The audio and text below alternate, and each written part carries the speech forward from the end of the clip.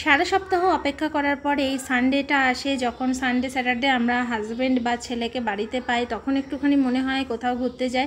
তো যাই হোক, এখন এই ছেলে যেহেতু এক্সাম, তাই জন্য বিশেষ কোথাও যাওয়া হচ্ছে না। আর আজকে বিকেলে আমরা অনেক কষ্টে একটু বেরিয়েছিলাম স্টেশনের দিকে। তো স্টেশনের দিকে বেরোনোর পরেই হাজব্যান্ড বললো চলো মদনে গিয়ে মিক্স চাউমিন খেয়ে আসি। আর যেই বলা সেই কাজ, গিয়েই মদনে চলে গেলাম। আজকে তুলনামূলক ভিড়টা একটু কম ছিল, অন্যদিন বেশ দাঁড়িয়ে জায়গা পেতে হয়, কিন্তু আজকে মোটামুটি একটা দুটো খালি ছিল, টেবিল আর কি খালি ছিল। তো আমরা গিয়ে বসে পড়লাম আর অর্ডার করলাম মিক্স চাউমিন। এখানে মিক্স চাউমিন দেখতে পাচ্ছ ভরপুর জিনিসপত্র দিয়ে তৈরি, একেবারে চিকেন থেকে চিংড়ি মাছ থেকে ডিম থেকে ভেজিটেবলস থেকে একদম ভরপুর থাকে। আর মদন যেহেতু অনেক পুরনো একটা রেস্টুরেন্ট, শ্রীরামপুরের বহু পুরনো, এবং এর নামও খুব আছে। আর এর খাবার কোয়ালিটি যারা খেয়েছো তারাই বুঝতে পারবে কতটা ভালো, কতটা ফ্রেশ জিনিস দিয়ে তৈরি করে ওরা, যার জন্যই ওদের এত নাম।